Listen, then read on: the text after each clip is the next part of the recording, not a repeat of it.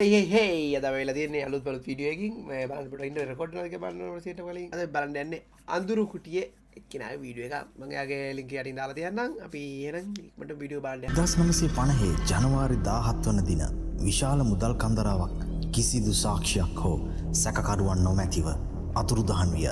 බොස්ටන්හි බ්‍රින්ක්ස් මූලස්ථානය කොල්ල කෑමට එක් වූ කොහමද මම මේක තෝරන්න හේතුව තමයි මේකේ තිබ්බ තම්බ්නේල් එකේ තිබ්බේ අර ටීවී සීරීස් එකේ තියෙන money is the ඒකේ තම්බ්නේල් එකක් තිබ්බේ.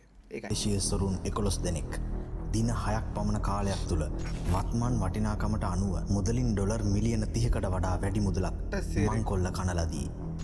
එහෙත් කණ්ඩායමේ එක් සමාජිකයෙකුට තමාට අසාධාරණයක් සිදු වූ බව දැනෙන්නට පටන් ගත් අතර සිදු කරන ලද සමස්ත අපරාධ ව්‍යාපාරයම කඩා වැටවීමට ඔහු තීරණය කළේය. ඒක වැරද්දකින්ද?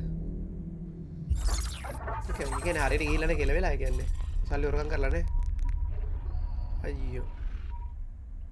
මම හොරගම් කරා කියලා.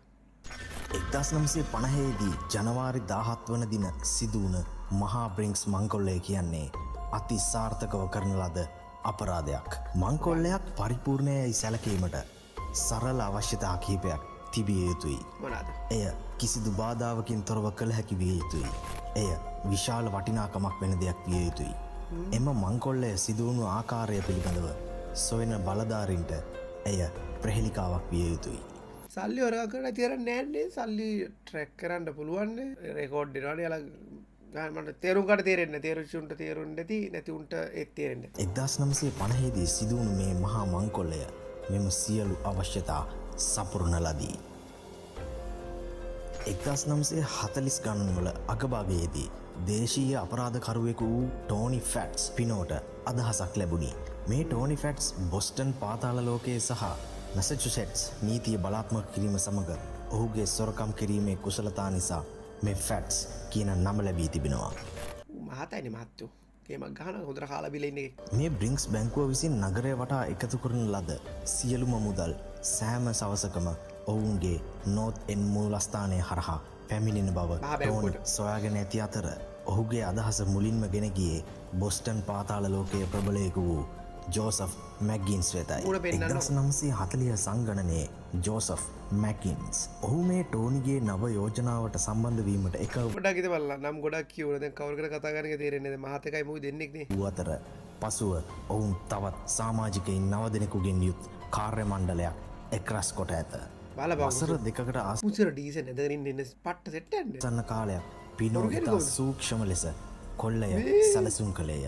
ඔහුගේ කාර්ය මණ්ඩලය ඇත්ත ෆොටෝ වෙන්නද නේ? නැත්නම් මේ නිකන් ෆොටෝ නෙමෙයිනේ. ඇත්ත ෆොටෝ නවලන්නේ පට්ට. ට්‍රක් රථ ආරක්ෂකයින් සහ ඒවායේ කොල්ල කෑම්වල චලනයන් නිරීක්ෂණය කරමින් ගොඩනැගිල්ල මත දැඩි සෝදිසියක් සිදු කළහ. ඔවුන් මේ බ්‍රින්ක්ස් බැංකුවේ අනතුරු ඇඟවීමේ පද්ධති සැලසුම්වල පිටපතක් සොයා ගන්නා ලදී. ඇත්ත වශයෙන්ම එහි පිටපත් ලබාගෙන තිබෙන්නේ බ්‍රින්ක්ස් බැංකුවට අනතුරු ඇඟවීම් පද්ධති නැතිනම් එලාම් සිස්ටම් සපයන ලද සමාගමෙන් සොරකම් කිරීමකිනි. අගුළු දැමූ දොරවල් මාලාවක් පිටුපස මුදල් සුරක්ෂිත කර ඇති බව ඔවුන් දැනගත් අතර ඔවුන් රාත්‍රී කීපයක් තිස්සේ එම ගොඩනැගිල්ලට කඩා වැදී එම ආරක්ෂිත අගුළු එකින් එක සොරකම් කරන ලදී. ඔවුන් මේ සොරකම් ටික කාලයක් ප්ලෑන් කරපු එකක් නේ බලයද්දි කරන ලද සෑම අගුලක්ම ඔවුන් සන්තකයේ තිබියදී ඔවුන් යතුරුවල පිටපත් සාදාගෙන ඇත. පසුව උදෑසන එහි කාර්ය මණ්ඩලය පැමිණීමට පෙර මුල් අගුළු නැවත එහි තැබීමට ඔවුන් අමතක කළේ නැහැ. ඒ වගේම සැලැස්මේ සෑම පියවරක්ම ක්‍රියාත්මක කිරීමට ප්‍රථමයෙන් ඔවුන් පෙරහුරු පවා ක්‍රියාත්මක කොට තිබෙනවා. අදාළ දිනය ලං වුණේ හොරගම් කරලා ගල ඊට ඒකට ගොඩක් වියදම් කරලා තියෙනවා. බ්‍රින්ක්ස්හි නිල ඇඳුමට සෑම අතකින්ම සමාන නිල ඇඳුම්ද මේ හොරකල්ලිය විසින් නිර්මාණය කළ අවසන්.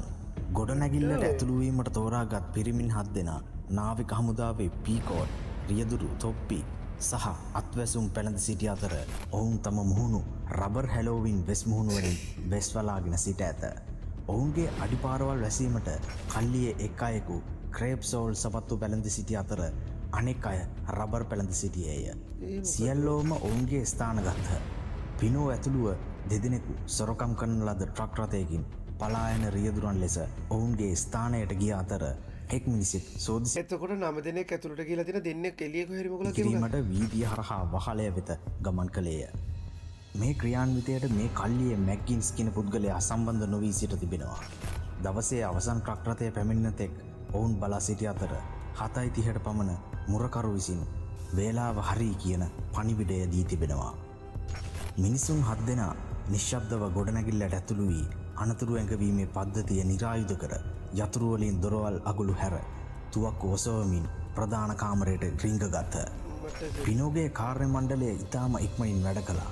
මිනිත්තු 30කටත් අඩු කාලයකදී ඔවුන් ඇතුළු වී ඉතාම සූක්ෂමව රැගෙන යා හැකි මුදල් ඇඩ්ඩයක් කර කවුලන්න නට ටීවි සීරෙස්ගේ සීනත් දැනෙනවා දැන තප්පරතියකින් කරගෙන කතාර හිතාගන්න 12,18,211.29ක් සහ චෙක්පත් සහ මුදල් ඇනවුම් ඇමරිකන් ඩොලර් 15,57,183යි බලා සිටින ට්‍රක් රථය තුළට ගෙන යන ලදී. ඔවුන් පිටත්ව ගොස් විනාඩි කිහිපයක් ඇතුළත පොලිසිය එම ස්ථානයට පැමිණියද අපරාධකරුවන් පිළිබඳව හෝඩුවාවක් නොවීය. ඔවුන් ඉතිරි කළ එකම සාක්ෂිය වූයේ එහෙම බලයි අද්දි මෙයාලා ගහපුගේමෙන් අර තප්‍රතියකින් ගේම ගහල් තියන ලෝෆරෝල්ට ගැහුවගෙන සේවකයන් තවමත් බැඳ ඇති ලනු සහ ගාංචු සහ එක් රියදුරු තොප්පියක් පමණි. ඔවුන්ගේ ඉතිරි වෙස්මුහුණු සහ ට්‍රක්රතය මැක්ගින්ස් වෙත ලබාදී පුළුස්සා දමන ලදී. කොල්ලය අතිසාර්ථක විය. එය එතෙක් එක්සත් ජනපදයේ සිදු වූ විශාලතම මංකොල්ලය වූ අතර එය රටපුරා මුල්පිටු බවට පත්විය. මෙම සිදුවීම වූ විගසම FBI සේවය වහාම ක්‍රියාත්මක විය. ඔරගංකර හරිට කරලා තියෙන ඊට පස්සේ කෙලෙලා දිනට වෙන්නේ. FBI මුදල් සොයා ගැනීමට උත්සාහ කළ අතර ධාවන පත කැසිනෝ සහ නිවාඩු නිකේතන කෙරෙහි අවධානය යොමු කර ඇත. වොෂින්ටන් පෝස්ට් පුවත්පතට අනුව ඔවුන්ගේ විමර්ශනය අතරතුර ඔවුන් ඩොලර් මිලියන 2.7ක කොල්ලය විසඳීමට ඩොලර් 29ක් වියදම් ගොස් ඇත. FBI සේවය ඉතා පරිශ්‍රමයක් දරා මේ සැකකරුවන් සොයා ගන්නා ලදී. එහෙත් මොවුන්ගේ සූක්ෂම බුද්ධිමත් සැලසුම් නිසා FBI නිලධාරින්ට කිසිදු සාක්ෂියක් ඉදිරිපත් කළ නොහැකි විය. ඔවුන් එක උණ්ඩයක්වත් පත්තු නොකර සිතාගත නොහැකි තරම් මුදලක් සාර්ථක ලෙස ගෙන තිබුණි. පිනෝ ඇතුළු මේ බුද්ධිමත් සොරකල්ලිය බ්‍රින්ක්ස් බැංකුවෙන් සොරකම් කරන ලද මුදල් අවුරුදු 6ක් යනතුරුම ස්පර්ශයක්වත් නොකොට තියා ගැනීමට සැලසුම් කොට තිබුණි. මෙච්චර කාලෙ හොරගම් කරලා අවුරුදු 6ක් මෙව තියාගෙන ඉඳලා. නමුත් පසුව මේ කල්ලිය නිලයන් තුළ බෙදීම පැතිරෙන්නට පටන් ගත්තේය. මේ කල්ලියේ සිටින ජෝසෆ් ජේම්ස් නම් පුද්ගලයා විටින් විට එක් අපරාධවලට සිරපත් ගන පුද්ගලයෙකි. ඔහු වසර 6ක් පුරා ඔහු කළ හොඳම අපරාධ වටිනාකම ලැබෙනතුරු බලා සිටියේය. ඔහු තම ආරක්ෂාව සඳහා වියදම් එකතු කර බලන විට ඔහුට තම මුදල් කොටස අතට ගැනීම ගැන වැඩි උනන්දුවකින් පසුවිය. ඔහුගේ නීතිමය එක්ක කෙලවිල්ලා එතන අවුරුදු කියපු තියාගෙන ඉඳලා තියනවා. ගැටලු නිසා ඔහු තම කොටස ප්‍රින්ස් කල්ලියේ සගයන් කීප දෙනෙකුගේ බාරේ තබා තිබුණි. ඔහු එය ආපසු ලබාගත් විට එය ඩොලර් 2000ක් බව දැනගත් පසු ඔහු කනස්සල්ලට පත්විය. තවත් සිරදඬුවමක් නිසාවෙන් ඔහුට එම මුදල් නැවතත් ඔහුගේ සගයන්ට බාරදීමට සිදුවිය. එම මුදල් බාරදීමට සිදු වූ පසු එය ඔහුට සදහටම අහිමි විය. ඔහු ප්‍රකාශ කර තිබෙන්නේ එහි කොටසක් සොරකම් කර ඇති බවත් අනික් කොටස දැනටමත් ඔහුගේ ආරක්ෂාව සඳහා වියදම් කර ඇති බවත්ය. මෙන්න මෙතන තමයි මේ සිදුවීම රේල් පීලිවලින් යන්න පටන් ගන්නේ. මට තේරෙන්නේ නැතුව ගියා දැන් කතාව ට්‍රැක් වෙන්න මට. මොහු මේ සිදුවීම් පලිගැනීමක් ලෙස කණ්ඩායමේ අනික් අයට බලපෑම් කිරීමට පටන් ගත්තේය. ඔහු කාර්ය මණ්ඩලයේ කොටසක් වූ පිනෝගේ ඥාති සොහොයුරිය 1954 මැයි මාසයේදී පැහැරගෙන ගොස් මුදල ගෙවන තෙක් සිරගත කළේය. මේ නිසා කෝපයටපත් පිනෝ ඔහුව මැරීමට උත්සාහ කළ අතර උත්සාහ කළ සියලුම වාර ජෝසෆ් පැනගත්තේය. කෙසේ හෝ ජෝසෆ්ට නැවත සිරගත වීමට යකෝ මුන් යාළුවෝ ඉඳලා මුන් කෙලවරන්නේ. 1956 ජනවාරි 6 වෙනිදා පටන් දින 3ක් පුරාවට ජෝසෆ් බ්‍රින්ක්ස් මංකොල්ලයේ සියලුම විස්තර වමාරන ලදී.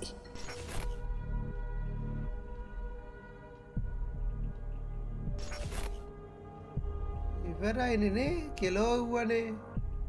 අඳුරු කුටිය වෙත එක්වුණු ඔබ සියල්ලන්ටම ස්තුතියි. මට වීඩියෝ එක තේරෙනවා. එද්දා අවුරුදු 6ක් තියන් හිටියන සල්ලි ටික තව අවුරුදු කීයක් උන් තියන් ඉන්න හිතලා තියෙන්නේ. දන්නවනේ හරි ඊට හොරගම් කරලා අතුරු දහන් වෙච්ච සෙට් එක. ඉන්න උන්ගේ වීඩියෝ එක මට දාපල්ලා. මට ඒක හරියට කරන්න ඕන.